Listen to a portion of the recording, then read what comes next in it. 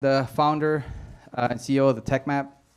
I started this a long time ago, and I've been doing it for quite a while, actually. Long enough that I'm actually going to bring people like Robbie and join me to help me out, and some other people that want to come and help put this together. But this thing, we couldn't do it without you guys being here and supporting. We do this a lot to support the community and the startups and people that want to connect with others in jobs and start some companies. So I'm glad you guys are here. And let me go to the next page if this didn't work. So this is me a long time ago. I guess that was when I first started. And my wife, I guess you probably saw her in the front. We've been running this for a while, and then we had some people take over. But we're back, and now we're having Robbie and other people help us. So we definitely hope, does help having volunteers and people helping us to get the word out and doing this event. The way this event goes on pretty much is mingling, kind of what you guys did earlier, and the announcement, me talking a little bit. We'll bring the keynote speaker, which is Joseph. And then we have the actual pitches, and we'll do some more mixing, and we'll get out of here at 9 p.m. because Capital Factory got to clean up. There's a bar downstairs. You can go and pretty much have more drinks or food downstairs if you want, and keep networking. And this is our sponsors. Capital Factory provides the space. Pretty much is an awesome space with a view. Your Way Sports is actually my wife, nonprofit for volleyball. She coaches volleyball. So I just put her there because she helps me with this a lot. TCRE, you want something to say? Yes. So if you guys have kids, actually, let me give her pitch. If you have kids and want to get into volleyball, go ahead and talk to her about that because she got some spots open. TCRE is actually it's Texas Capital Real Estate. I invest in real estate. I don't work with buyers. I work with sellers, and usually sellers that have issues because I end up buying their properties. Divorce, short sales, I do those a lot. Foreclosures, I work with banks. I buy notes from banks as well. So that's how it makes me money, not this, by the way, guys. Developer Week is actually sponsored because they're actually providing us space there and some tickets for people to attend. If you guys don't know about it, you should probably come. You probably meet a bunch of developers that are going to be there. It's happening on November 5th to 7th at the Palmer Center, and you can get a ticket. I believe I sent an email out about it, but you can get a ticket to attend. And this is pretty much how the TechMap started. It was just a map with a bunch of locations of where things are happening, co-working spaces, service providers, tech companies, angel investors. So that way people know exactly where to go and find those. From there we expanded, and we did this event that we have. You guys have a tag. So the color dots are basically just telling you what you represent and what people should go after you. So if you're a developer, you're going to be having people go after you, especially entrepreneurs, because they're looking for that CTO or developer that can code something for them. If you're green, an investor, I think everybody's going to talk to you because they want your money. So yellow media, you come after that, I guess, when they want to grow their companies. And blue, I think most of you guys are probably entrepreneurs here. Let me ask you, how many of you, the first time you guys come here, first raise your hand, please. Good. All right, appreciate you guys coming. Hopefully you come back again. And so this is what we created the tech map, where you have actually different color dots on actually your profile as well. Kind of talks a little bit more about what you guys do. We don't want to be LinkedIn. We actually have people create an account through LinkedIn because we want to curate the data, not have fake accounts. So if you get your account disabled or something, it's because you're fake, and so we delete it. But other than that, we try to make sure that you connect with, people that actually exist, not just anybody. And we started creating meetups, so we have groups. We had so many issues with Meetup. Who knows if Meetup is going to be around after, I don't know how many people heard about what WeWork is happening and all that stuff. But WeWork bought them out, and Meetup is trying to wonder if they're going to split up or what they're going to do. But if they don't come out of it, you can use our platform. This is the job. Actually, this is the companies where all that list that you saw the maps. So you can see the list of the companies and what they're looking for, as well as the job list. And then we have the tickets. So if you sign up to our event, you will see the tickets and you have members list. This is how you check into the event, and that's how we know you're for real. If you have a picture. If you don't have a picture, we'll disable your account. If you went to our event website, you can see this, who is attending the event. You can connect with people there as well. And you can make an appointment through our calendar, and they'll get a notification saying, hey, this guy wants to meet you. This is how you actually create business, because you do the follow-up. Want to make sure people get successful in doing stuff. This is how the profile looks in our page. If you fill it up and people know what you're looking for and what you're good at, people will connect with you and want to hang out with you more and probably take you out for drinks, especially if you're a developer. And you can chat. The chat is just in beta right now. We're trying to explore if we want to keep it or not yet. And the format pretty much for tonight is, like I mentioned, we have the keynote speakers for 30 minutes, 5 minutes Q&A. Then we have the pitches, 5 minutes and 4 minutes Q&A.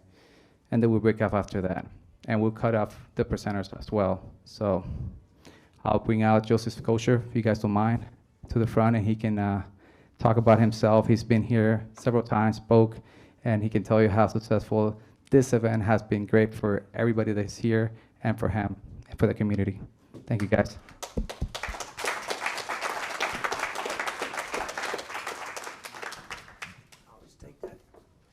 All right, good evening. So this is thrilled to be here. As Johan mentioned, this is an organization that's been around a while. And the reason why I have so much fun anytime he invites me to come back is, and I did the math today, by the way, this is the first organization that I ever pitched in front of 8 years ago. So I had an idea to organize all the world's transportation, and I pitched it right here with this group. And it's through here that I met one of my very first teammates, a developer who believed in the idea. And then from there, the rest was history. And we'll talk about what the history was. But what I want to do for a couple of minutes is just make sure that we're all on the same sheet of music. And I'm going to ask you guys to keep me on track time-wise. Tell me when there's 10 minutes, 5 minutes. Don't be shy. Because I want to listen to your questions and answer your questions as much as I am talking, if not more listening than talking. So I'll just start by telling one story.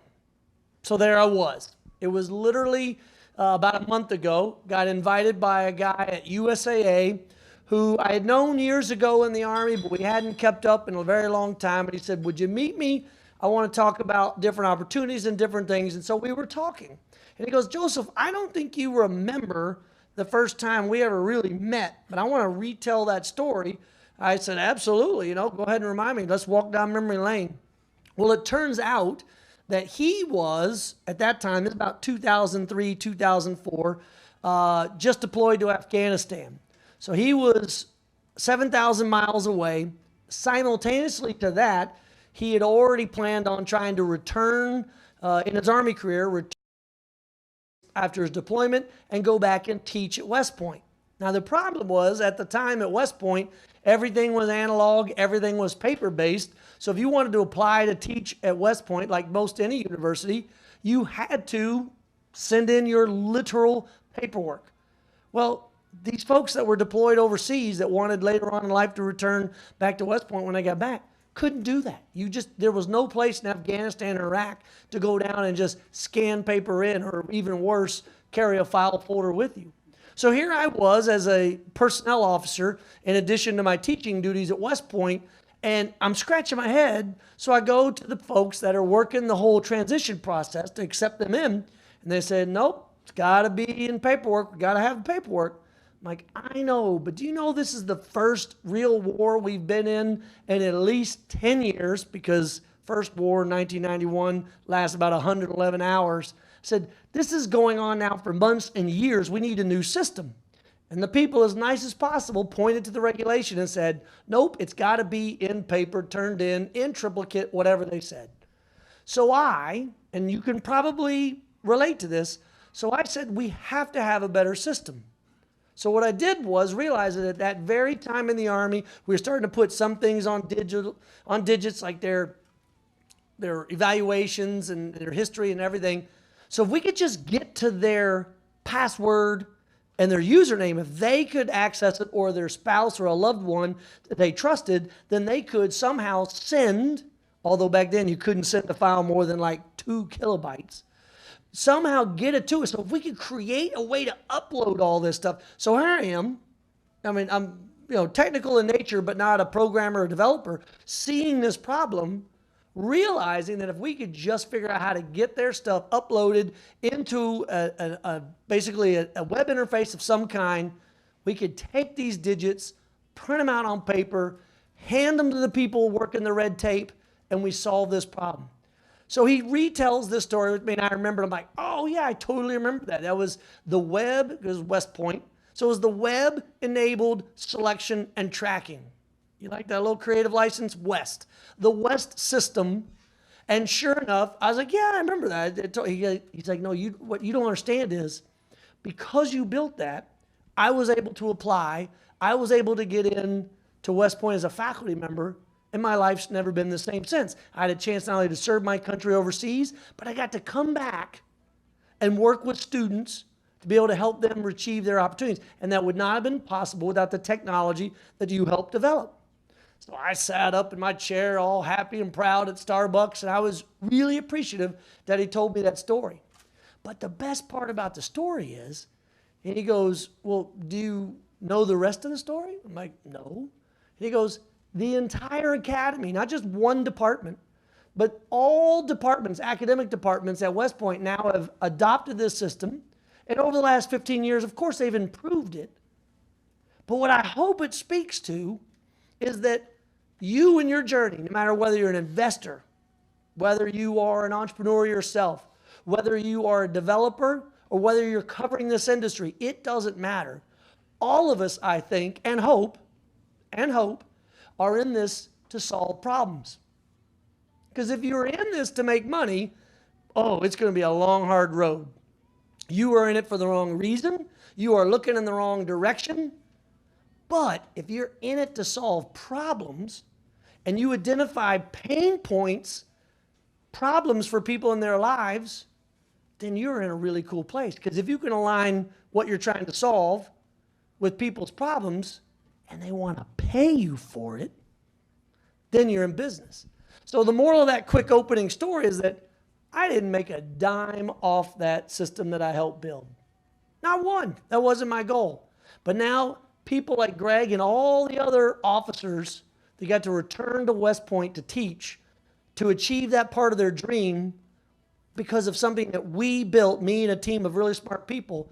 That's what it's all about. And that's why I've had a lot of fun. So that eye chart that you see there, and I apologize, I'll summarize it really quick. I spent 20 years in the United States Army after graduating from West Point with an aerospace engineering degree. So I kind of get the technical side of things. But then in my Army career, I had experiences that were both building teams in the muddy boots Army and the stuff you see on TV, but also what we call the strategic Army, or the operational Army, trying to figure out what the future looks like. So it's thinking big ideas about what we need in the Army after next and how all that comes together. And then in between there, a couple of trips to Iraq, kind of mixing it all up, where it was literally a startup. When they dropped us off on the hillsides in Afghanistan and the deserts of Iraq, they just said, go figure this shit out. Just go figure it out. Build teams where you need to. And anything that you need, come back and tell us. And if we got it, we'll give it to you. And if we don't have it, well, then you just need to figure it out on your own. That's what entrepreneurs do. They solve problems where they see them.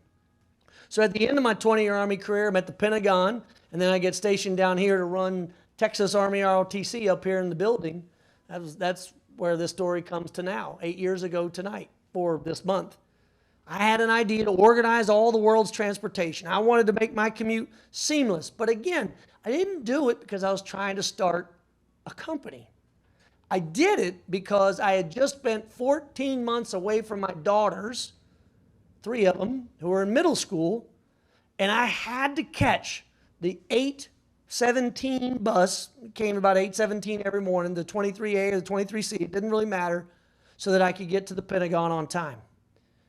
But here's the crazy part. While I stood at that bus stop, I watched car after car pass me by, and they all had stickers in the front window. that had Pentagon, parking privileges. And I thought, there's got to be a way for me standing on this bus stop with this phone in my pocket to be able to signal to those people how to get from point A to point B that I wanted to go their way. And when I pitched this idea, not only here, but other places here in town and all throughout the ecosystem of entrepreneurs and startups across the U.S., I remember distinctly, I remember the event, but the time frame was somewhere around early 2013. It was a big investor group. I had angels everywhere in the room. And I thought I had it. Like I could tell in their eyes. I had the head nods. I had the appreciative, chin grips. And I thought I had nailed it. And then finally at the end of this woman stands up. She raises her hand and said, "Yes, ma'am. What can I help?" She goes, "Okay, so I get the whole, you're going to seamlessly bring together buses. And that links in with cars and this car share and this car to go and this bike share and all this stuff. But do you mean to tell me that people are going to dial up another car, another person, and they're going to come and pick them up in their privately owned automobile, a total stranger's car?" And I'm like, "Yes, ma'am. That's kind of where this industry is going with all this technology." She said, "Never going to happen. Never going to happen." She sat down very nicely, and then all those head nods I got were like, "She's exactly correct. That will never happen. This young man's, pitching us on the dumbest idea that will ever occur." Well, now the irony of it is 2 years later, all the car companies are freaking out, rightly so, because their business model is being disrupted by the sharing economy. Uber and Lyft and every other new application that was out there.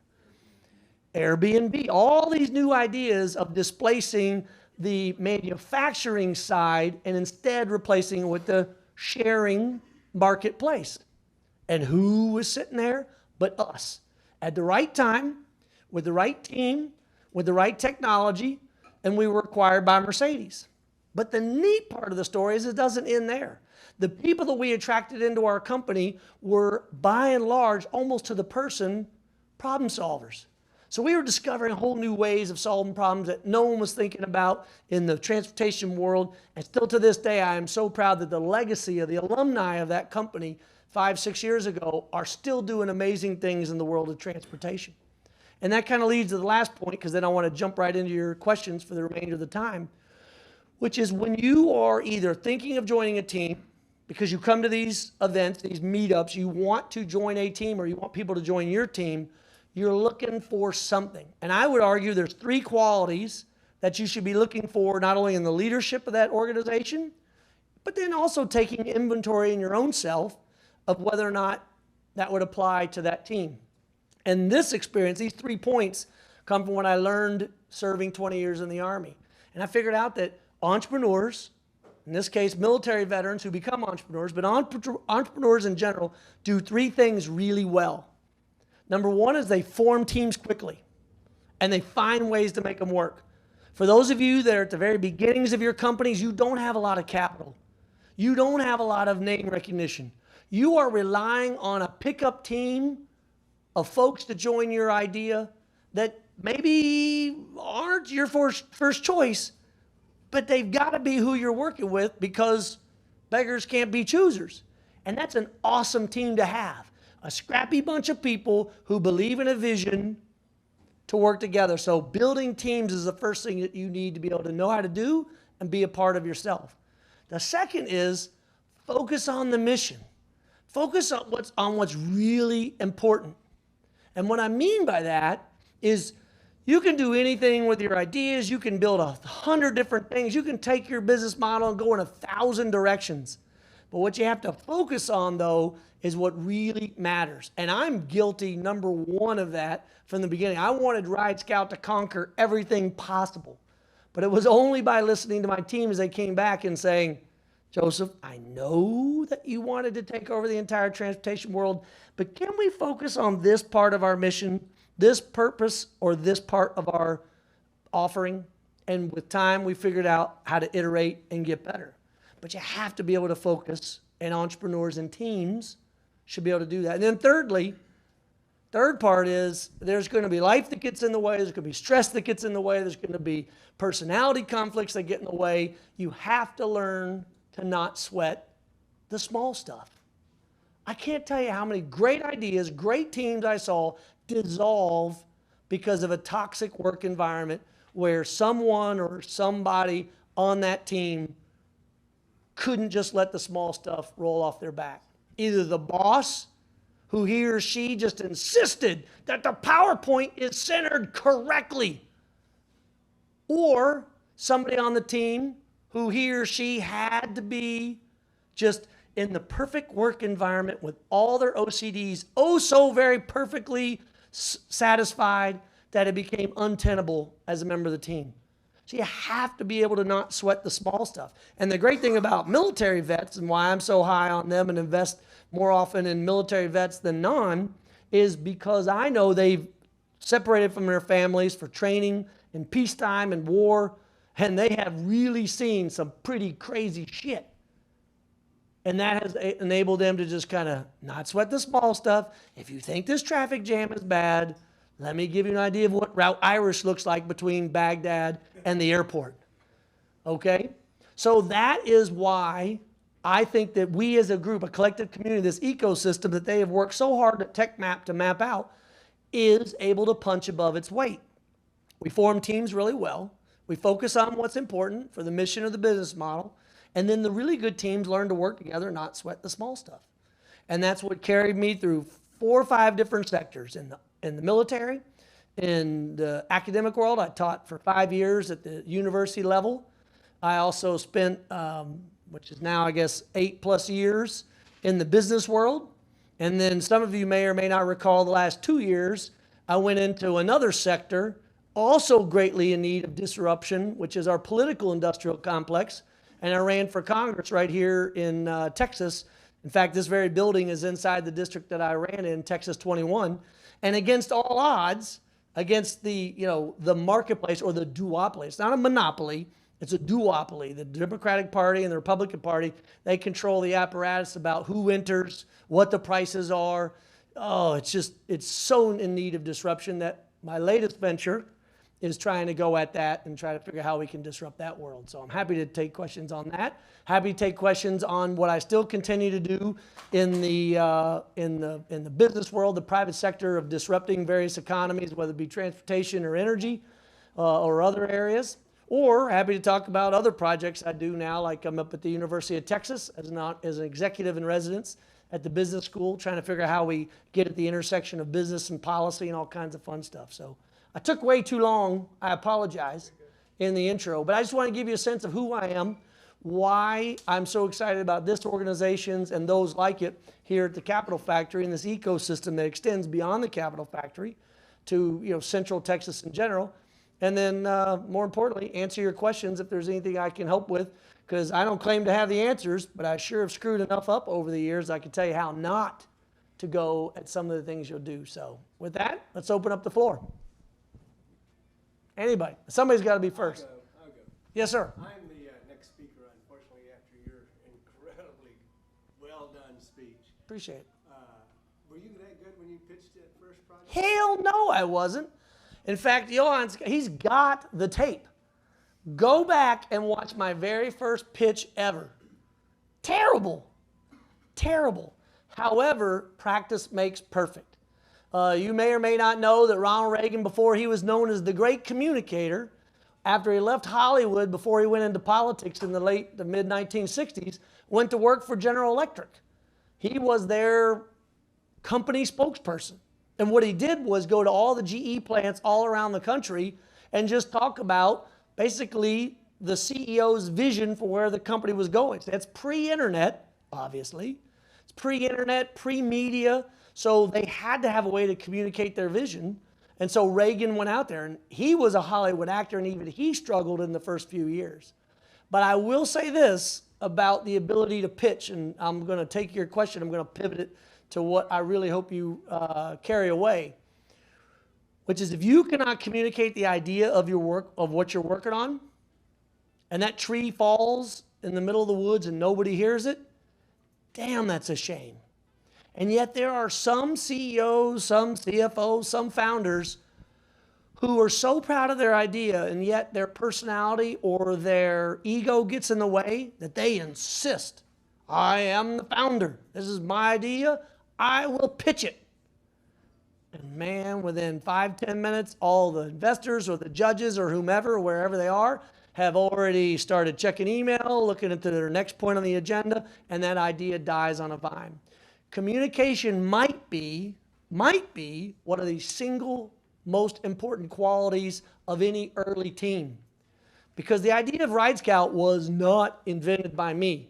The idea of Ride Scout was invented by every person at a bar at 2 o'clock in the morning with a napkin, scratching it out on the back going, well, I can't afford a taxi all the way home, but I know the blue line will get me halfway home, and then from there I'll end up at this stop, and I could probably take a taxi, and I'd estimate it'll be this much. That's all I did, was see it all the way through and execute the idea, but more importantly, had a team around me that gave me great feedback on how to best communicate the idea. And that is important. You need to videotape everything that you do, get honest feedback from your folks. In all of our companies, we called it sunshine, butterfly, and rainbows. That's how we began any after-action review. Look, okay, before I tell you how you did on that pitch, let me just tell you, sunshine, butterflies, rainbows, you're a beautiful person, wonderful. Is your ego built? Great. Now let me tell you, you mumbled. You used the word so many times, people started to count and make a game of bingo out of it. That is the kind of feedback that you need, and you only get it if you're willing to listen. So thanks for the question, and appreciate you letting me turn it into something else. What else? Yes, sir. Well, Matt, let me go in front of you real quick with the plaid shirt. I should have read your bio before. I remember where we met. It was here, and I was actually won a big contract at Cargo about a couple weeks right before you. Nice. Before you made it. Yep. And they're part of the Daimler. Oh, yeah. Yeah. Anyways, my question is kind of follow up to what you're talking about, right? So I'm a techie thinking about have a product, blah, blah, blah. In 5 minutes, how am I supposed to explain the technology problem and the solution? Yeah. You don't. You don't. The sooner that you get into the technical details of what you're building, the sooner your pitch is over. Tell a story. Make that investor, make that potential new CTO, make that person you're trying to deal with, encourage, inspire, enlist, whatever you're trying to do to that person. Write a check. Put them in the seat. Make them visualize what that is all about. And once you have them hooked on a story, boom, then you got them. Now they're paying attention. Oh yeah, I was in that problem. Oh, that happens to me all the time. Oh, damn, that sucks. I agree. Boom. Now you have them. But if you get out there, and I'm making fun of myself here, if you get out there and say, the purpose of Ride Scout is to take multimodal data sources, static and dynamic, public and non-private, public and private, bring it together in such a way to deal up within milliseconds solutions of done. There's no way the rest of the pitch is even going to make a difference. I'm wasting oxygen. But if you get up there and you talk about the fact that in transportation in the United States, cars stuck in traffic alone, just sitting in traffic, not in traffic, stuck in traffic, burn through over 1 billion gallons of fuel every year in the United States. And I, Joseph Kopser, used to serve in the United States Army. I was in Iraq. We were essentially protecting oil fields so that that oil could be extracted, put onto ships, sailed halfway around the world, processed through refineries, and then stuck in your gas tank just so you can sit in traffic and burn that fuel. No way was I going to sit there without trying to do it. And if you begin stories with why you're doing it, whew, you got them hooked. You got those investors or those potential partners or those folks hooked. Now, you may not get them. They may wiggle out. But at least you have their attention in a minute or less. And if you can honestly tell the story of how it has inspired your passion, why you're doing it, that's what investors want. Look, I can go through 1,000 business deals. I can see hundreds of slides. You can give me hockey stick after hockey stick. But if you convince me that you and the founding team care so much that you will stand under a tent with rain pooling on top of it in Fredericksburg, Texas, trying to explain to people at an arts and crafts fair how their lives will get better because they're using smarter technologies for mobility, and you can picture that rain dropping on my head as I tried to explain it, that investor knows that you will go the full distance with the money that they invest in you. That's how you get them in 5 minutes or less. But if you start going into your technology, okay, what other questions? Yeah, Matt. You talk about toxic people and avoiding the team. A lot of people talk about that. But I like Chris Rock a long time ago said when you first meet somebody, you're meeting a representative. Do you have a way to identify toxic people before they're put under stress and those kind of things start popping out? Do you have any methodology for seeing that maybe a team's not going to work before they get together? Or do you just have to put them in the grinder and see what happens? No, I mean, by the way, anybody that tells you that you can size them up that quickly,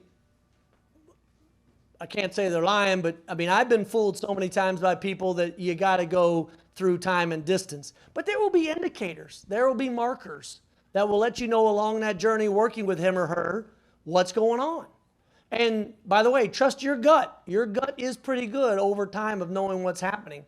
But it's so important to talk to other folks.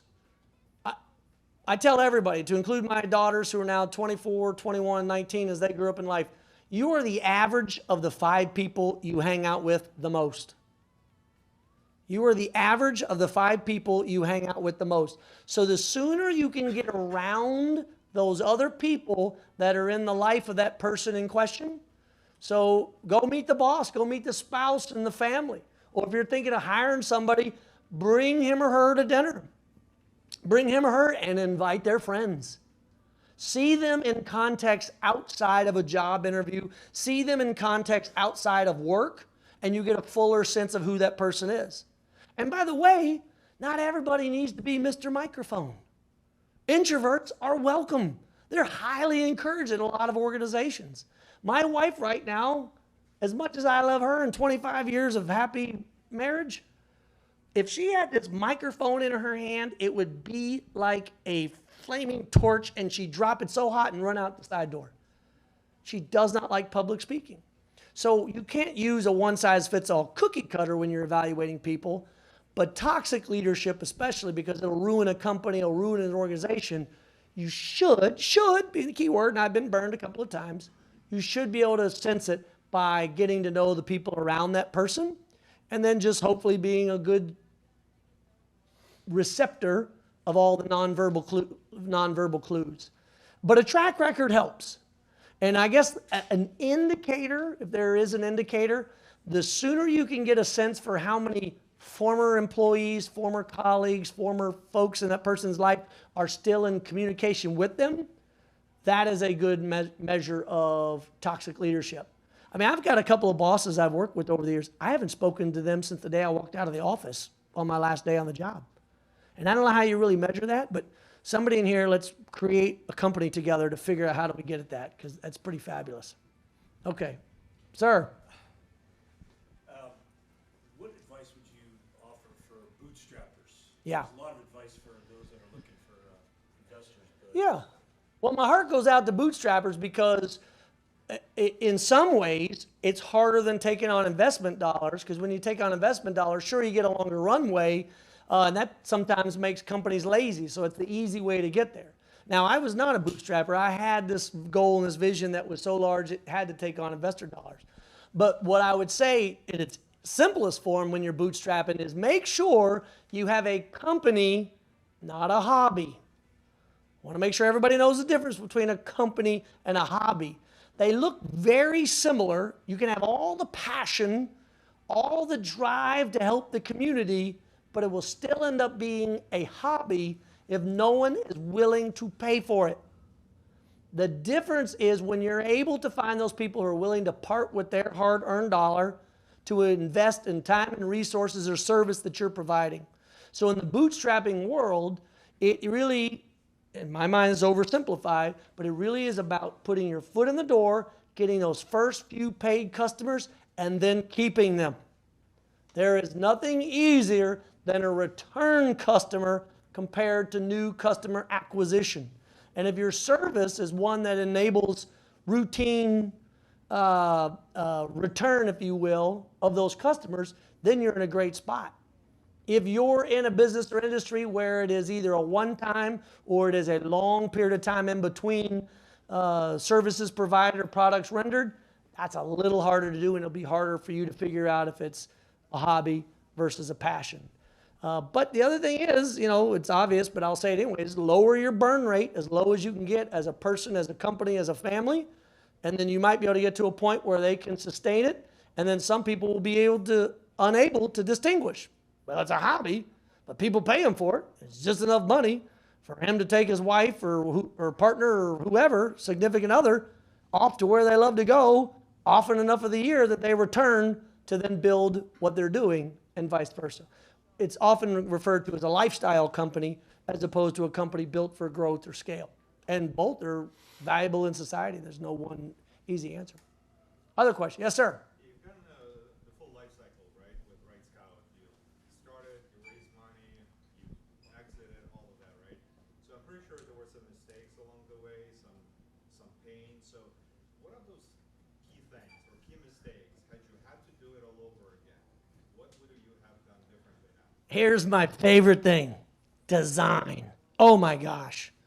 If you don't have someone who is skilled and gifted at design on your team, and I don't mean technical design, I don't mean like artistic design, I mean design of all types. Design is an industry, is an academic, is a discipline unto itself. So just make sure you have someone who understands design. My favorite picture is of a park, a city park, that was designed beautifully. If you can imagine a city park with blocks, intersections on all sides, and then there is a north-south path, and then there is an east-west path. It is beautifully designed, supposedly, and it's got trees here, there, and bushes everywhere. But design, if not done correctly, leads to a problem because its usage occurs in a different way. And you may have seen this picture, Google it whenever you want. But instead of the north-south paths, there are these beaten down footpaths that go diagonally from one intersection, beaten down path to the other. So there's a difference between design and usage. What I didn't understand early in the days of Ride Scout is that I'm just not good at design. And I was bad at it, so bad at it, that it wasn't until finally we had earned enough money or earned enough investment that we were able to bring in someone that understood design. And what she did was, I'll never forget it. I remember exactly where I was standing. I was at the incubator 1776 of Washington, D.C., and we had brought in a group of people, and we brought in video cameras. And man, I wish someone had been filming me when this was happening. But we were filming users using this app that essentially I had designed and dictated to the early developer team. And oh man, I can remember to this day, because we had a camera over their shoulder, and I was watching all the videotapes and in real time watching it. And people, when the various screens were popping up, were just naturally trying to push on buttons or places on the app that weren't real. They weren't designed. And here I am in my frustration going, you goofball, you idiot. That clearly is not what, I didn't say this to the people. It's what I'm thinking in your mind. Of course that button is not for that purpose. That button takes you to this thing and da-da-da. And that was one of the very first biggest mistakes I ever made, was not bringing in design early. Because guess what, entrepreneurs? Guess what, founders? You don't have all the answers. You may love your product or service. You may cradle it every day and swaddle it and put, and rub your hand on its head and say, you are so beautiful. But somebody's got to come in and tell you that your baby is ugly. Somebody's got to come in, because if not, the consumer will, and the way they will speak is by not buying, not returning, or not doing. So bring in designer. That's the biggest mistake I made very, very, very, very early on. And then the second was just believing. Just believing. When people see this product, Oh, are they going to download? Oh, they are going to use. They are going to return. It's going to be wonderful because that's the way I use the app. That's the way I use the service. That's what I did. Why would they not do the same? But I didn't really have an appreciation until we brought on the professionals on the team that helped us think through the full use experience of the service. And that's really the biggest thing. You have to find all the complementary skills and talents in the ecosystem you play in that complement your weaknesses. And for those of you that think you have no weaknesses, please tell me, raise your hand so I know to avoid you. You've got to be able to identify your weaknesses as quickly as possible so that you can bring in talent to shore up those gaps to allow you to focus on what you're really good at or your passion. As I say, do what you do best and then hire people for the rest. Do what you do best and then hire people for the rest, and then you have a chance of being successful because nobody is good enough to do it all by themselves. And if you think you are, again, raise your hand, put a sticker on that's like, I don't know, a certain color, so I know to avoid you. Okay, what other questions? How much more time do we have? Okay. Sir. Fill in the gap in between. I like what you said, and I agree with you got to get that early scrappy team. Yeah. Who just believes and they can do whatever it takes. Yeah. But then you also talk about the mistakes that you make until you bring on people that are actually really, really good, right? Talk about thank you. selection early on. Yeah. And oh my gosh, I mean, I know this is being recorded, and I want to be very clear to the early teammates of Ride Scout and going my way. I didn't know what I was doing either, and you were smarter than me on all of it. And so I want to be very clear of what I'm trying to say. But what I mean is that, especially in a marketplace like we have today, a demand for talent that is so high that the prices that we're paying right now for talent and skill are just astronomical. They're off the charts. Like I even wonder today, could I even build Ride Scout in the year 2019 versus the year 2011 in the time that I did it because of the price of talent. But to fill that gap, I still believe, and I will say this to the end, that leadership and character, two things that go hand in hand, that leadership and character make up that difference. Because here's what's going to happen. You might have a good team, a scrappy team, the best team that you can afford, and they're good, but they're just not quite the team that you know you need, and they hopefully admit it too, to take you to that next level. But through leadership and character, you can inspire not only those people to get every last bit of talent out of what they can provide, but then be available to that next tier of talent, whether it's in marketing or sales, growth hacking, technology, you name it. You know better than me what your needs are and who you're going after. But if you can convince them, just like you have to convince investors, and just like later you'll have to convince consumers that this is something that you believe in and is going to solve a pain point, then you can bridge it. So just to give you an example, I probably went through, in the Ride Scout context, and I did it similarly in the political industrial complex, 2 or 3 different waves of talent. They were all good at what they did, but they were a different team at a different time, at a different level, at a different cost for a different goal. And you just have to be honest with all of them the whole way through that the idea is bigger than the person. And that's a very wishy-washy answer maybe to your question. There is no exact answer how to bridge that gap, but I bridged it with 4 different teams. I mean, the team that I met here tonight, that I met 8 years ago at this event 8 years ago, was the first of 4 different teams that took us all the way through to the point of acquisition where we finally were able to sell the company and be in a spot where we were able to then really bring. Once Mercedes bought our company, we went from 4 engineers to 17 engineers in about a 6-month time frame. So it's all relative. And leadership and character, I think, is what will bridge that gap. It's cliche. I know it's cliche. Maybe if you don't drink, it's especially inappropriate, but there is something to be said for, do you want to hang out with that team? Do you want to have a beer with that boss? Is this a group that you will go through long hours, long trips with? And if you can't picture yourself doing that, I'd rather have somebody that I enjoy being with at the 75% solution than someone who is a genius that people can't stand being around. But that's just me. Everybody can be different. All right, we have time for 2 more quick ones. I'll go rapid fire. Sir? How would you build a team when you had limited funds? Same way I did in my political campaign. So up until now, we've been talking about the team around the first company I did. Let me talk about the most recent company I did. So limited funds in a congressional district that was so tilted to the other party that nobody was going to take a chance, nobody was going to believe it.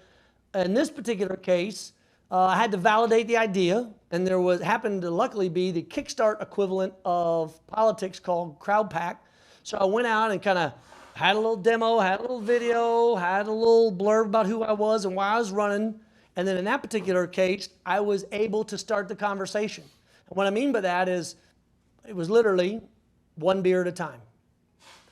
Just like I built Ride Scout the first time. Met the very first person. Okay, so you're in the political world. You've been a campaign manager. Here's what I'm trying to do. What advice do you have for me? Well, they gave me all the reasons why I shouldn't run. But then they said, but if you do run, here are 3 names. And then I would seek out those 3 people. And it was a conversation face-to-face after a good phone call. And then kind of get down into it. And I went through person after person. I mean, it took me months on end until I found my very first chief of staff or campaign manager. But I wanted it to be on the human side, i.e. see the person face to face. I even brought my wife. You know, you go back to identifying toxic leadership. I brought my wife out to meet this person who was going to run our organization for the next 2 years. Because in many ways, I was going to spend more time with him at work than I was going to spend with my wife at home. So I wanted to make sure there was at least some kind of mutual respect or chemistry. So there is no magic answer for how you find those people. But you just have to trust your gut, but you also have to do a whole lot of interviews and figure out if it's a good fit. So, and in the early days, without money, like I say, in my campaign, we had nothing to pay them except for a promise that together we can go out and raise money, and you'll know within the first 30, 60, 90 days whether or not we'll be able to do that. And then from there, we just build, and we just build, and we build. Other question. We have time for one more question. Dun, dun, dun. Sir, yes. Well, for example, you had a disruptive idea. Mm-hmm. How will you overcome the obstacles that you will have, like conflict of interest that are in every industry? Yep. You will find those kind of people that will. Yeah, so there we were.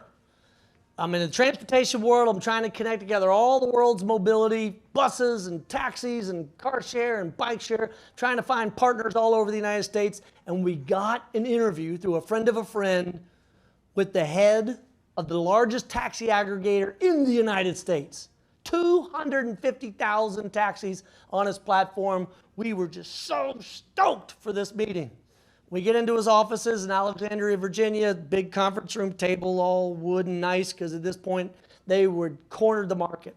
And we sat down and we had our little presentation. We opened up our laptop and we turn and we're starting to go through it. And within like 3 slides, he waves his hand. He's like, hold up, hold up, hold up. And I said, yes, sir.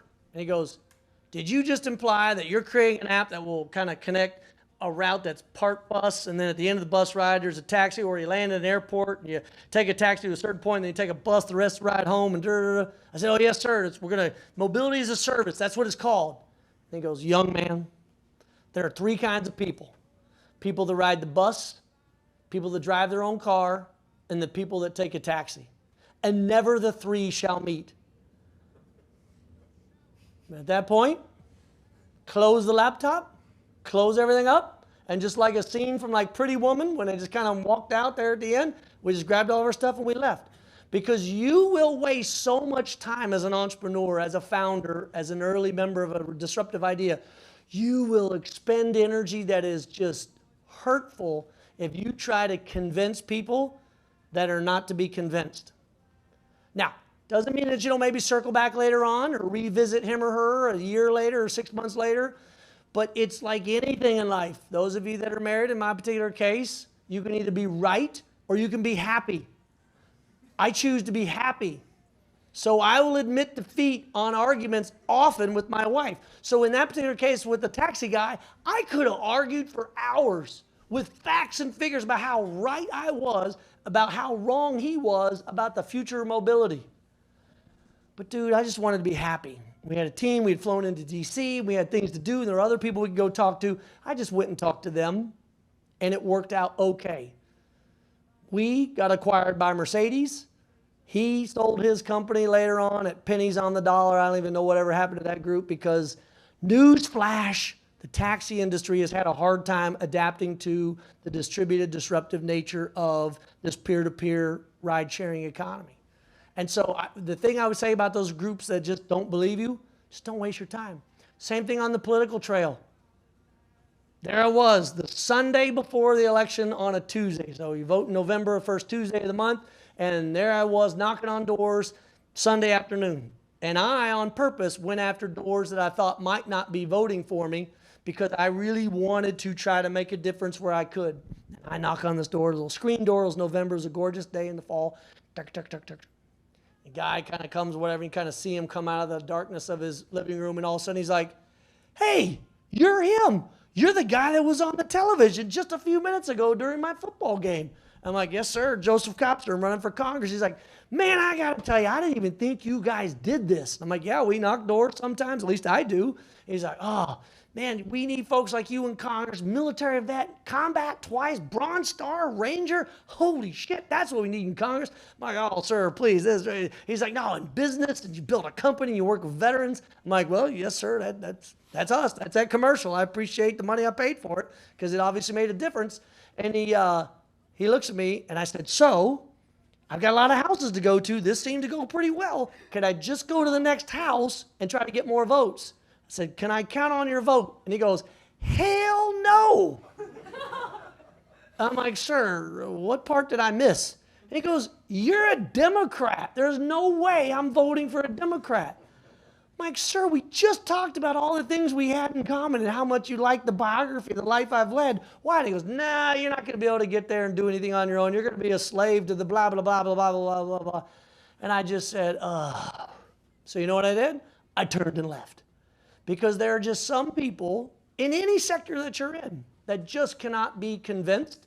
And you, as a passionate co-founder, someone who just knows your idea is the most brilliant thing ever, will beat your head on the wall trying to convince that one person when the really good marginal rate of return on your time is to leave him or her and go for that soft, squishy middle of the bell curve in any industry that you're in and gobble up as many of those people as you can. And oh, by the way, the return customers, or different parts of marketing call it lookalikes, I think is what the term is. Going for people who look like certain customers you already know are there. That's where you spend your time. That's where you spend. Don't really waste your time. Because the really cool thing is, those non-believers have two choices later on in life when your idea works out. They either just continue to ignore you, or B, like one person here in the Austin ecosystem, I can't say his name because I don't want to tell the story wrong, but I know exactly who it is. Talk about a gentleman of great class. Took me out for lunch after I sold my company and said, my friend, I was at a pitch once, and I got to tell you, after you left, I was part of a little cabal that said there's no way that will ever work, and I pretty much was the reason why you didn't get that investment from that group that day. But I'm here to buy you lunch because you were right and I was wrong. And that was the greatest lunch I've ever had outside of family. So that's who you need to be thinking about, those people that might change, but don't waste your time on those that won't. So, okay, I'm getting the hook. Bottom line is keep doing what you're doing. Focus on what's important. Build great teams. Don't sweat the small stuff. Keep using the ecosystem. Do what you can. And hopefully your ideas will become more than just hobbies, which, by the way, it's okay if it's a hobby. If you want to turn it into a company, there's an ecosystem of people that can help you do it. So give these guys a hand for hosting events like this, and I look forward to seeing you in the future. I actually have a question for you. A question for me. I got a question. So, Wait, can we get a picture from behind? I always like big groups. This is a big group. Can you take the picture from behind while we're talking? so the question I have is, how many times did you go back and forth for Dam and Chrysler to buy you when they made you the offer? A couple of times. A couple of times. A couple of times. You didn't take the first offer? Nope. No. Nope. Very simple. So it was like that scene in Pretty Woman where, if I remember the scene where Richard Gere basically makes everyone leave the room because he wants to just talk to the boss, because he wants to know what his motivation is, and at the end he says, I want to build ships, and Richard Gere figured out a way to help him build ships. So I had all these lawyers, all these finance guys, they had all their lawyers, all their finance guys, and we just couldn't reach a deal, we just couldn't get there. So they left, and I called the CEO that was representing the division from Mercedes that I was across the table from, who I knew and I admired his work and everything else. And I basically called him up and said, you know, you're really mad at me right now for flying over the ocean to come here and we turned you down, but I'd love to link up with you at my favorite bar, which is the Driscoll Hotel. And I promise, no talk of business. We're just going to talk about the future of mobility and transportation because, you know, as not necessarily competitors, but as colleagues trying to reform, change the world.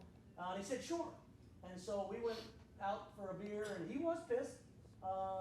But we talked about life, universe, and everything, and talking about identifying toxic leadership and staying away from it. We talked about the Beatles in Hamburg. We talked about everything. And then 2 hours later, I said, well, I know you think I'm crazy, but I appreciate you coming all this way, and I'll talk to you later. And that's when he put his hand on my shoulder and says, now, sit down, sit down. So we sat down and right there over a napkin, which I still have to this day, organize the deal, organize the org chart, and how we might merge and bring the two entities together. So I appreciate you asking me that question. It's one of my favorite stories in the world. And one day I will put a brass plaque behind the couch at the Driscoll where it all went down. Oh hell, I'll just buy the couch. Anyway, That's good. thanks Thank so you.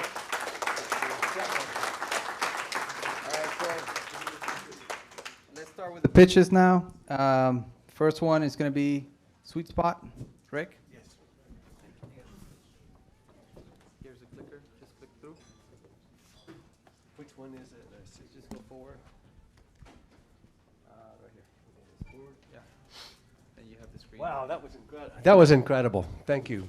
I'm actually inspired to go without notes from that speech. And I got to start off by saying that I am chock full of allergy medicine, and I hope it sounds better out there than it does in here. This is my co-founder, Seth Matthews. Our other co-founder, Pamela Matthews, has back to school night tonight and can't be here. And I just pushed the wrong button. Press it again. Okay, there we go. And I am the unlikely founder of a high-tech company because I'm a whole lot closer to Doc than I am to Zuck. By trade, I'm an inventor and designer, mostly of new products. But I'm also an owner of a vacation rental that has been on VRBO for the past 20 years, almost since the inception. VRBO stands for Vacation Rentals by Owner. Together, we are Sweet Spot, a revolutionary startup in the vacation rental industry. And the industry is ripe for a revolution.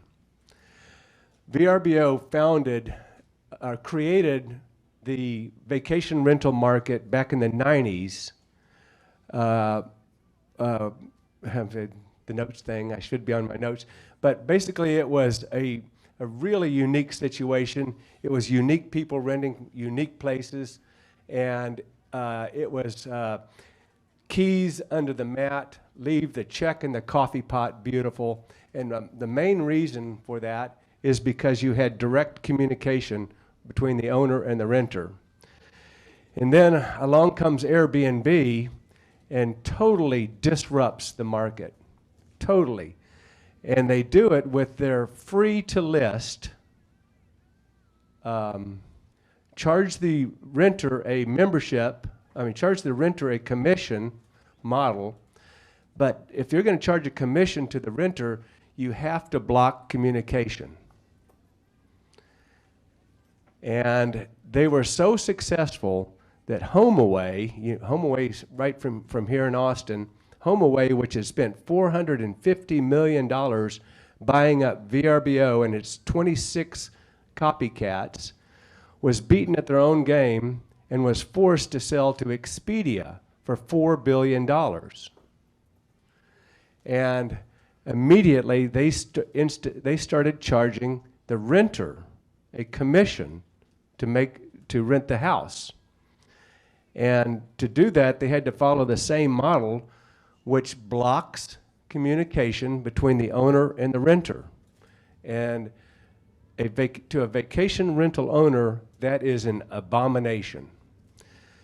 So when they started charging a fee, it really pissed off, really made a lot of people angry and desperate for an alternative. How big is that mob? It's really hard to tell because we've never been able to find a survey called Mad VRBO Owners. But it caused three things to happen. The extreme nichification of the vacation rental industry. If you can name it, from dogs to kids to gays, there is a niche for it. And niching is not successful because VRBO was always universal. It was worldwide. Another thing that has happened is that it caused a handful of companies to create websites that were just like the old VRBO. You pay a fee to list. There's direct communications between the renters and the owners. And they're just not very good copycats. And then the third thing that happened, this is my place out on the lake, we've been told to create our own website and then SEO the hell out of it. It's called independence in the alt VR market. And that bullshit advice, that advice is actually what caused me to think about it, because no matter what you do, no matter how much you pay, you will never be found unless you consider page 5 being found. We've done a lot of research and we've never found a single website before page 5. So that's the founding principle of our idea, is that we're going to create a union of the hundreds of, it's hard to say how many there are, but we think there's about 150,000, maybe 200,000 that have created a website, and a whole lot more that would create a website if they thought it would do them any good. There's something else on that slide. Okay. And we're going to, we're not going to do the whole Tam, Sam, Psalm dance right now, but we think we're going to be able to get 150,000 owners that are ready, willing, and able, in fact, eager to pay about $500 a year to join our union. And now let's talk about our platform, because everything we're going to do is going to be different. This is what everybody's platform looks like. The same exact pretty picture. Where do you want to go? When do you want to go? And then everybody follows that with a list on one side or the other in a clunky ass map. And you have to scroll and click and scroll and click and scroll and click. And the reason why they all do it this way, is because everybody does it this way. We're going to be totally different. We're going to be 100% map-based, and there will be spots on the map and an encouragement to just go zooming. There will be a search bar, of course, but you just go zooming around, and you'll see in that top, I wish I had a pointer, but that's what happens when you hover over a spot, is 6 pictures pop up. And that means that's 6,000 words. And then if you click on that spot, it opens up our revolutionary property pane on the side. And everything that you need to know pops up immediately. You don't have to scroll through anything. And you can see immediately, hey, you know what? The dates aren't available that we thought we wanted, but if we shift over a couple of days, it's actually going to be cheaper and it's available. We call that our super calendar down at the bottom. And then there will be a link to go to the owner's website for direct communication. And then another founding principle is that everybody charges a flat fee to be a member of a listing site. So why do these two places pay the same fee to be on a listing site? Looking good then. We're going to do it different. We're going to charge an average, a daily rate, and we call it give us one night. Another thing that everybody does is they hire a call center to handle sales and support. We're going to use the gig economy to grow. So that's what we have. We have this really cool triangle. We have our union, we have our revolutionary platform, and this really cool idea to grow. But what we need is another solid triangle. We need a captain. We're rudderless, because I'm right now the CEO, and that's not a good position. We need a lot of money because we cannot afford to grow slow, and we need a technical help. And if we can put these two together, we'll have a real star in the industry. And we are a sweet spot, a revolutionary startup in the vacation industry, and the industry is ripe for revolution. I hope you have some questions.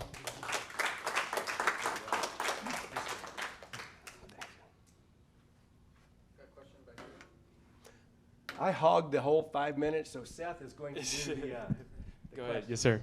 Can you talk about why it's important for the owner to talk with customers? What's the value? Why is that such a driving? It's important for us because we're going to be focusing on a true vacation rental. Most of the sites today, Airbnb is most known. It's a great platform. It's a great thing. Most of those are what are called short-term rentals. A lot of those are an apartment, a shared space, a suburban home. His property that was on there is pretty unique, very unique. It's a floating house on the lake. You need to know, there's a lot of times you need to know, can I bring my toddler? Can my 80-year-old grandmother come? How do we do the rope swing? How do we do this? How do we do that? Can I bring my boat? Where do I put it? In that situation, there's a lot of communication that needs to come from the owner to make sure that renter knows how to maximize their stay at their place. And so that's again, going back, we're going to have curated, vetted properties that are a place to go for an experience versus a place that's a hotel alternative. A very common thing is you hear people that are complaining, I can yell. You'll hear them say, nobody's staying in my place unless I get to talk to them. Because this is their pride and joy. They've collected stuff from flea markets. They didn't go to Target and buy a pretty picture. People have been living there, maybe 2 generations have been coming to this same vacation rental.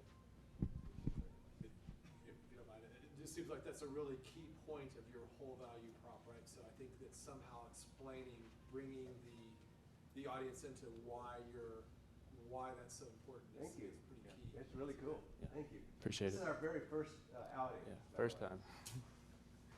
Yes, sir. As a vacation, I can't even really call it a vacation rental. It's much more than that. Like, obviously, I saw your property on here. It's super unique. I'm sure. I mean, it looks super cool. I can't wait to go home and look at it. If I have friends come in town, it's going to offer, to your point, an experience. And so it sounds like you know what we would call the supply side of that really well. But have you done any sort of interviewing or market research on the demand side for the people that are really looking for that? I think, not as much. I mean, I think it's, Good question. I'm 35, I'm a millennial, and most of my crew's Airbnb, But I will say I'm a little bit different. I can remember 10 years ago, 2009, me, my wife, my brother-in-law, and his girl, we wanted to go on a trip, a snowboarding trip, and we wanted to stay in a cool place, a vacation rental. And back then, there was one way to do it, one place, and one type of inventory. But getting sidetracked, I think a lot of it is going to be a little bit older demographic, probably 40 and up. Yeah, And let me take another part of that. I am the vacation finder in my family, and by the time I'm done finding the vacation spot, I need to take my clicking finger to the ER room, and because I just constantly looking for that perfect place. And the best vacation, and we don't believe in filters. I didn't have enough time to tell you that, but we are absolutely don't believe in filters. because we were going to go to Saint Martin. And we're going to go to St. Martin, not because it was a great island, but because Spirit Airline flew there. So you could get a cheaper flight. The island kind of sucked because it was really well developed, but we could get there.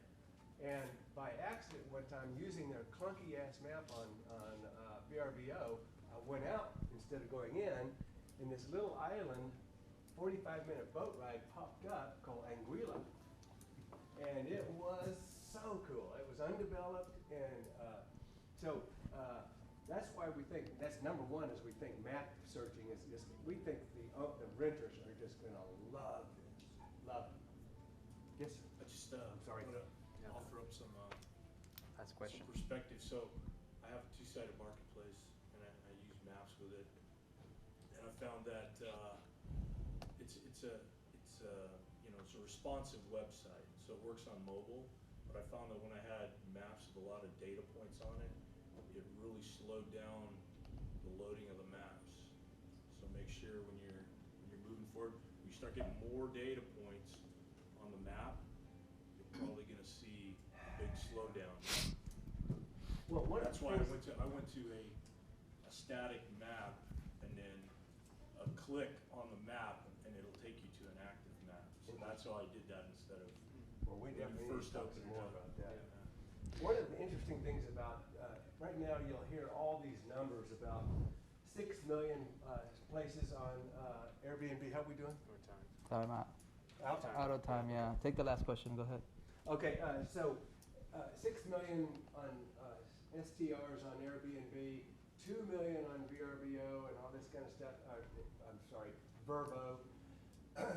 The sweet spot of the vacation rental industry was back when VRBO had about 150,000 places. Life was so good for me, and life was so good for the renter. So our market, we're probably never going to be like Realtor.com with 1 billion dots on there. We're not going to be a 2 million, I don't think, unless something extraordinary happens. Okay, thank you. Thank you. I want to get Rena out. Whoa, that was hard. I just wanted to play a quick clip of Joseph back 2013. Yeah, no sound though, for some reason. Anyways, I'm gonna go ahead the next presenter bring her out here. But yeah, I think he's right about the mapping. It slows it down. Rena is the next presenter. Come up, please. Yes, I will. Thank you. But There you go. can we see the whole slide? That's what I have. How come it's like that?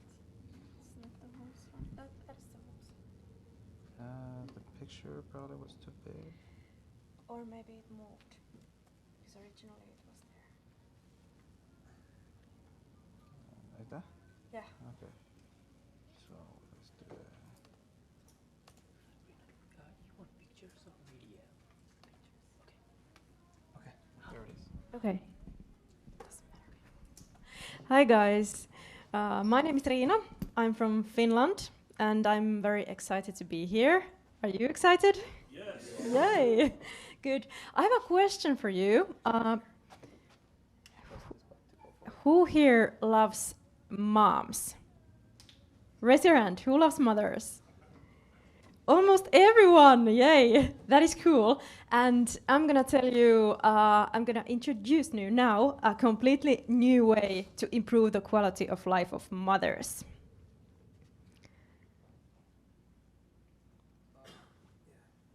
Or maybe. Press that. This button right here. Just a second. Okay, I think that's probably what it is. It's under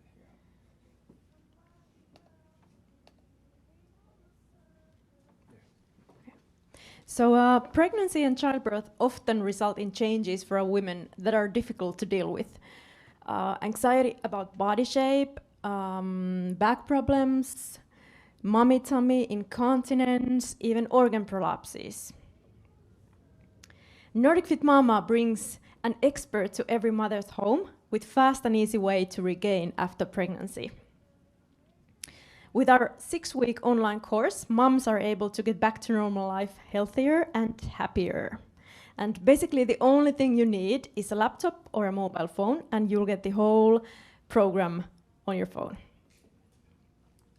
There are 3 points in life where people spend money like crazy. When they get married, when there is a funeral, and when new baby is born. So the market is huge. It's more than $20 billion yearly here in US, and the beauty of it is that it renews every year. We have been first to market, and we already partner with the best. The Mehiläinen over there is the biggest private medical chain in Finland. We are the only service at the moment with midwife and gynecologist support, and of course the only one with genuine Nordic touch. The revenue model is one-time payment at the moment, around $150. And what I would like ask from you guys is help, because at the moment we are organizing a pilot program here in US. So if you know moms, if you know influencers, if you know companies who target audience is moms, please feel free to share that information with me or contact them with me, because yeah, I would like to have moms in our program to go through and get some real feedback.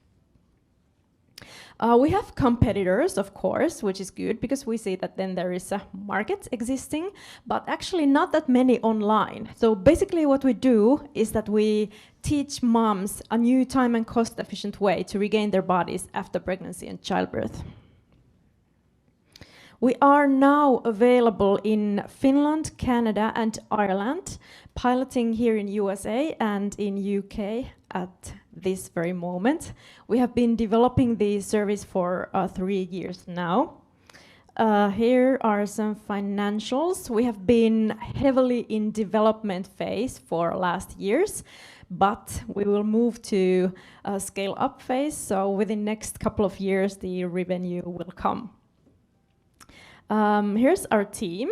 The team consists of 3 women and 1 man, and that handsome man over there in the picture is an investor who came on board on February this year. Our extended team consists of experts, and of course we have a fantastic advisory board. So, to sum it up, what we do is we bring the world's best maternal health care available for every mom in the world. We have been highly successful. We have coached over 5,000 moms at the moment, and yeah, I will be happy to help American women as well. So thanks for listening, and feel free to ask questions.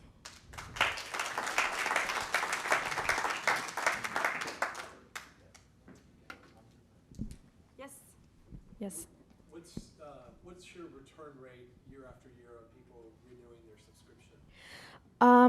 That's a good question. We have some who have came back, like second time or third time, but basically we have new customers coming every time. Is it pretty much then more like you need this for a period of time? Yes, yes, exactly, yeah. And you over there.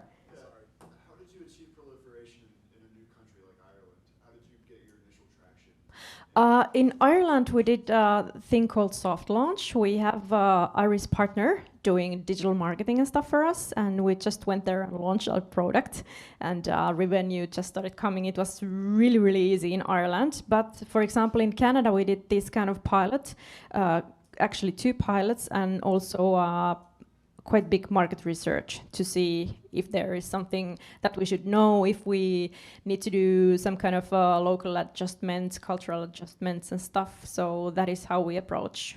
Sure, but is that through partnerships? Was there a partnership like a hospital?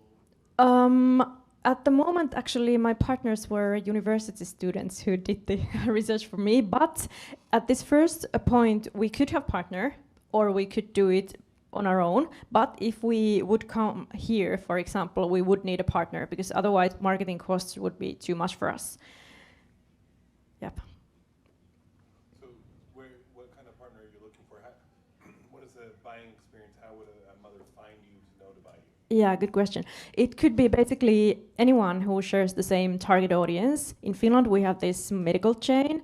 I went to New York a year ago, and the city of New York was really interested, and also a big media house was very interested. In Finland, we have been discussing with a private daycare chain. So basically, it could be anyone. Of course, it could be. It has to be a partner who shares the same values and stuff, but you know, basically there are so many businesses who are looking for new income through digital stuff. So yeah, we're open for many things.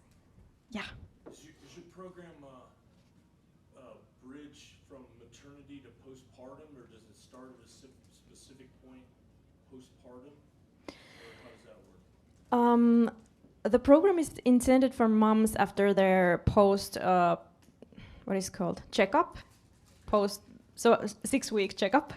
So basically it's better to start it sooner than later, but we also have moms who have given birth like years ago or tens of years ago. If they have not done anything for their core, the exercises will benefit them. Can I ask a follow-on to that? So do you have anybody targeted to that you could maybe partner with to hand off your customers to for ongoing type program if yours is just limited to a certain time? I'm not sure if I understand your question, but So you said that your program is for a specific period, right? yeah. So 6-week period, you Yeah. said, right? So what happens after that 6 weeks? Do you have like another company that's maybe a fitness company? Oh yeah, that's a good question. In Finland we have follow-up course, so we of course would like mothers to join that. But in English we have only this at the moment. But in the future we will of course translate all of our courses and programs in English.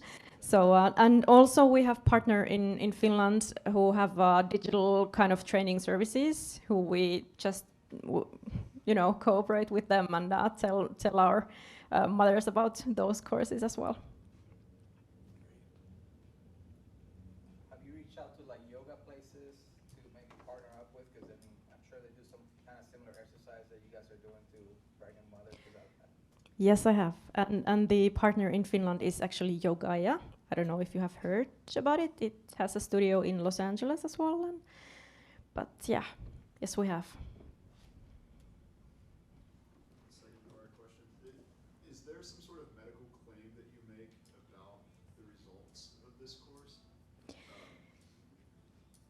Another good question. We are now actually right now doing the very first research in Finland, and we have gynecologists and physiotherapists and midwives who recommend this, but we don't actually have proof yet. But we are doing it at the moment. It's just the thing that we are not getting any money out of it, so that slows that kind of thing down because we have to do things that creates us income. A simple question, like when I heard, I'm curious whether you've heard, what kind of feedback on the name you've heard in the States? Because when I hear Nordic Fit Mama, my immediate reaction, oh, it's for Norway, for Sweden, for Finland, like I have that association with that just by my knee-jerk reaction. But obviously you're trying to capture the much bigger market. What's been like the reaction to the name? I'm just curious. A very good question. We haven't had any reactions yet because this is just my first time here, and we're doing the first pilot. And yeah, I actually have now like 20 customers in the pilot program, and I'm creating the questionnaires for them, and I'm gonna put that question to the questionnaire as well. That is really good point. Sure, this is not like the program. Yeah. Yep. Thanks.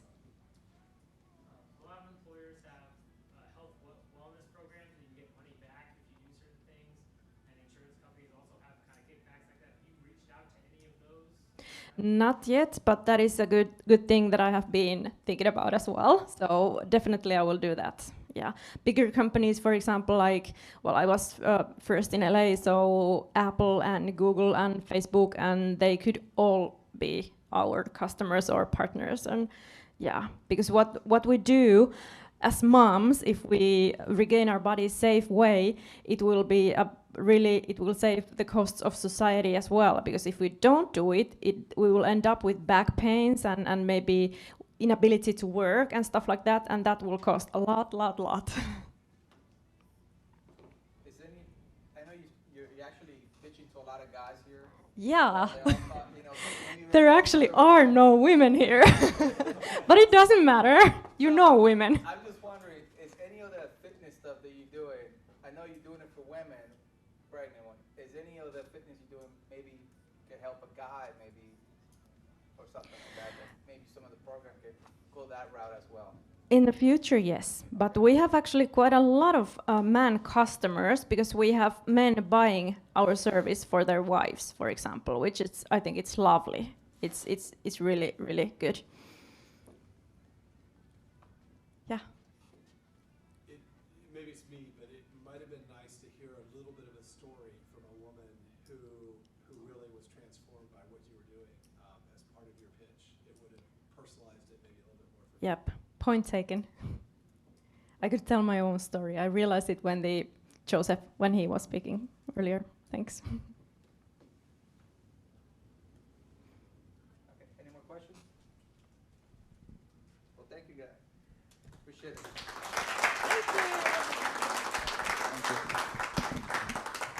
So you're actually from Finland, right? Yeah. Okay, so you first person that comes from Finland and pitches here. That's awesome.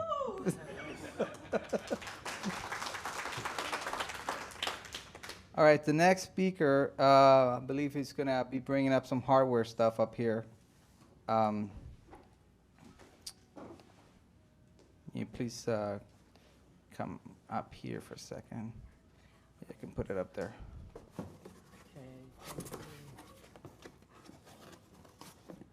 And his name is Kanush. Am I pronouncing that right? Kianush. There you go. Thank Microphone. you. Hello, everyone. I'm supposed to have something for presentation, but it's my first time. So he said my name. My name was easy, Kianush Shafai. But to make it easier, my name is Kia. I mean, use Kia for short, KIA. Let me start with a little history. So I came here to United States like 5 years ago with my family. Before coming here, I had a small startup for 8 years. So I was making hardware and software for university. Then moved here like from 3 years ago. I decided to choose one of the successful hardware over there and try to redesign it, hardware and software side, both on documentation, and make it prepare it for the US market. So I don't have any presentation because I have the hardware today. First, to start with the shape. This is what I made. This is the hardware that used inside universities for the lab, inside the lab. So first to start, step back. So there is a lab in our university which is called Signal Processing Lab. As part of that lab, student goes to the lab after they learn the signal processing basics, digital signal processing course. They go to the lab and practice stuff there. So there are companies out there like TI, National, like Texas Instrument, National Instrument, all of these make processor. These processors are doing signal processing. This hardware is based on TI, Texas Instrument hardware like processors, and this helps students to gain experience with this hardware that TI has. So this comes with a bunch of documentation like this. I am busy translating documents and preparing it. Hopefully soon will be finished. Busy waiting, creating websites and what else? Creating like packaging, printing, all of this stuff. But what this one is actually doing is, first, the customer of this is the professors and doctors in the university that wants the student learn faster. There are so many hardware right now available inside the university, but this one help them, help the student learn more in a shorter time compared to the hardware that available right now. And this is the main benefit of this hardware. I don't want to go to the technical detail too much here, but try to be short. And what else? This is my first time, so please, if any question. What degree? This is for like a PhD and MS degree. In EE? EE and computer science, both. Are you partnering with any curriculum or distribution? So this is the curriculum. There are multiple curriculum here. One of them is for the student. One book goes to the student. The other one goes to the TA, teacher assistants. The other one is after the teacher after they done with within the first 30 hours of the lab, they can choose their path. They can go to more hardware or software or something mixed between them, more mathematical part. So there are 3 more books after that. One of them is not mine, but the other 2 is mine. So I have 4 books for these stuff, and one of them is another book that they can choose and continue their path. Yes, please. I was curious, you're talking about this as an university, but how far have you gone, but how far have you gone to define the total market size for something? So that's a good question. So before I came here, I sold almost hundreds of this, okay? So I have this feeling that, okay, I can do more, but I was in Iran, and I felt that we are isolated there. I mean, I can't do anything, okay? So I had this opportunity to come outside Iran, come here to US. Now I'm thinking that I can sell this.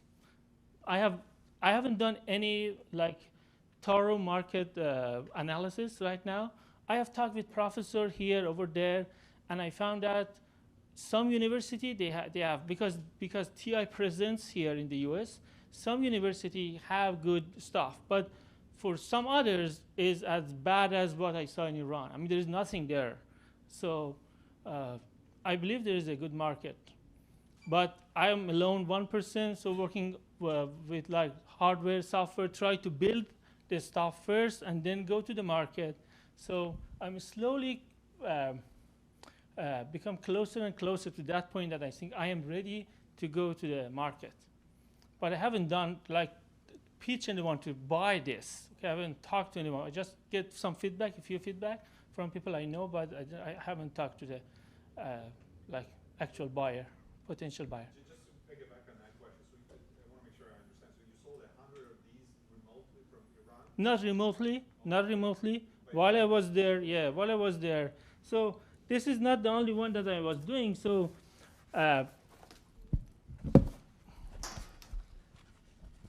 there are more hardware like this. Okay, these are more advanced. But what I learned back there, that I need to compete with TI. TI has the same product, maybe $500, and people wants to come here and buy these $5,000. Okay, so I have to compete with TI, and when anyone comes to the website, they need to see more, more hardware, more software. So as slowly I build up all these different hardware and software, then get more they trust me more. Okay, so I just start building a website, put as much as product there, 4 or 5 different products, but my focus is selling this one right now. And the decision is made, last question, sorry, and how's the buying decision at universities is made? Is it like a consortium? Is it up to a professor to buy something? So it starts from professors, and the signal processing lab, always they have money. They are one of the richest lab in the university because they get lots of budget from different places. So they have money, and sometimes they have to use it by the end of the year. They have this, but the one who makes decision is always the professor there. What other markets do you have So I can say some, because learning signal processing is a good market. So one of the things that I did before, I was teaching also, going to university, teach them, going to the companies, teach them, and then I was able to do do project for them. Like this was the marketing for myself. So it was teaching is a big market for the signal processing. But after that, I found out I can use this instead of me going to the university. They can buy this and use it there. I'm not sure if I can answer. I did answer your question. So what are you looking for? Like, are you looking for an investor? Are you looking for somebody to buy your product now? So this is a very, very good question. I thought about it a lot. That do I need an investor? Do I need what I need actually? But what I need, I guess, in this point is just a little more time, finish the product, and then maybe market. Maybe those who are inside university, some professors, start selling them to like a few university, and then start from there. But I'm not sure if I need money at that moment. Do you have a mentor or anyone helping you in No. your process here? No. So I had before, I had a team, but here I'm alone. So I just do it myself. 5 years. Very good English. Thank you so much. So I'm just curious, what is your manufacturing setup as far as like, I mean, do you have like a distributor or something? So because I like produced this before, manufactured this before, but I need just the shape and the look was like old. So I redesigned it. Some parts I sent to China, some part here. So this has like lots of 3D printing stuff. So like 50 3D printing parts inside this. I 3D print myself, or there are hardware inside it. But, so when you go to market, I mean, what is your plan for, mass production? So I have produced this before. So I was always thinking I can go to market much faster. But I know that I have to produce this. So I always try to think about the production part. So that's why it takes longer than it should be to finish this product. Are there any patents on? No. I just like to go and after, but I mean I don't have time till now. Yes, I need to do some patent about it. Sure. So is this something that each student is going to need at the university? So the way it works, like usually there are 10 or 15 students come to the lab for each session. So each 2 of them or each 3 of them have one of these hardware, and they use it in the lab for the like 3 hours, 2 hours that they are in the lab. Okay. So patents are very important.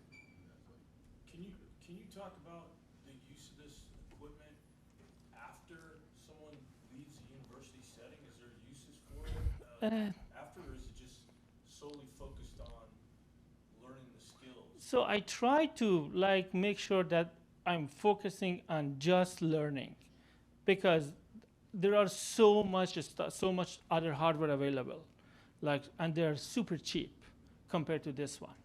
Okay, so I can't compete with those. But this one is just for learning. And the other hardware, you spend like 50 hours.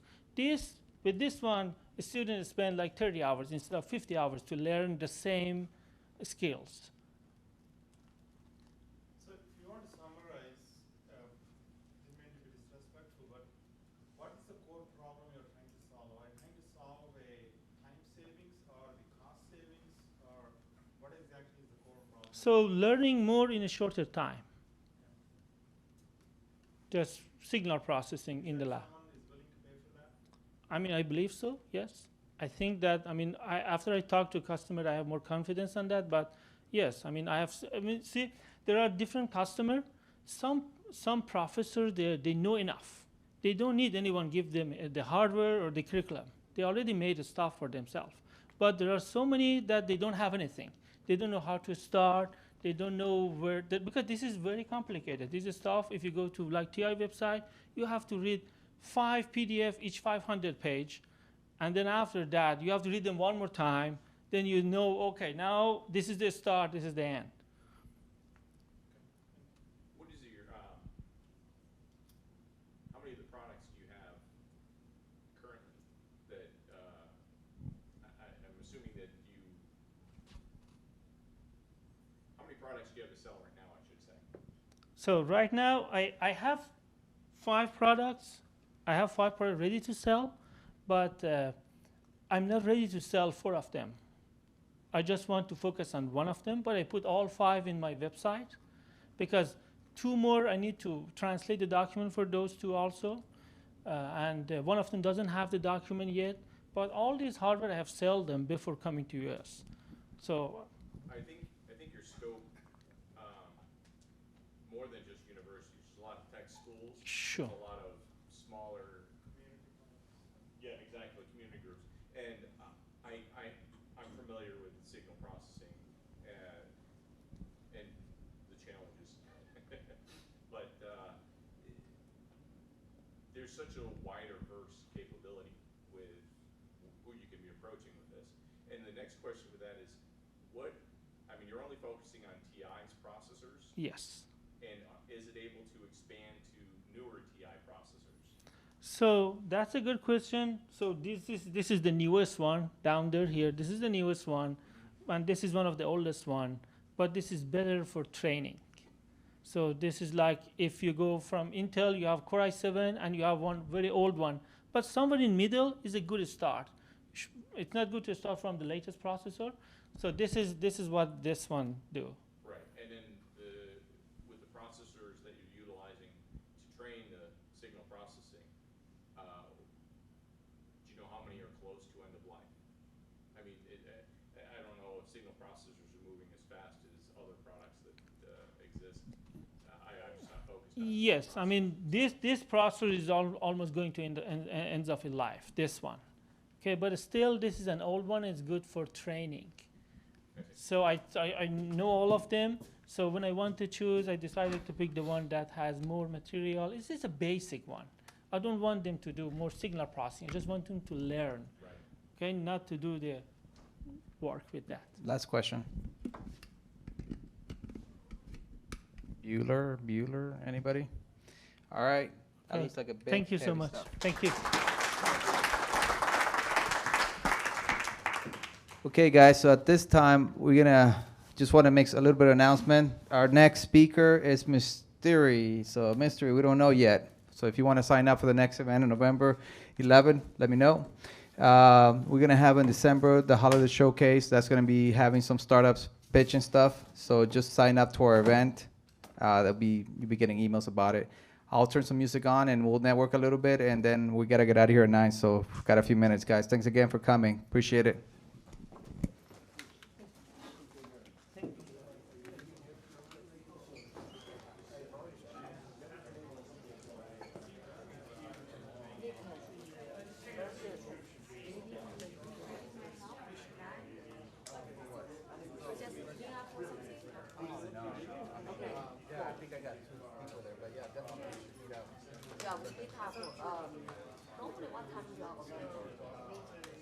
Morning. Morning. Like after 9. Okay, after 9. So where's your office? Either here or no. Either here, like at the factory or north. Okay, I'm south. I come here to meet you. You're south? I'm south. Okay, yeah, we can meet here. Yeah, okay. So let's see what time is it? Like after 9? I mean, I don't come here unless you're 9. So yeah. Yeah, 9. Okay, what's your contact? Let me give you my phone. I think I have a business card. Let me give you that. Yeah. I connect you. My name is Chao. I definitely, I think doing something we can team up.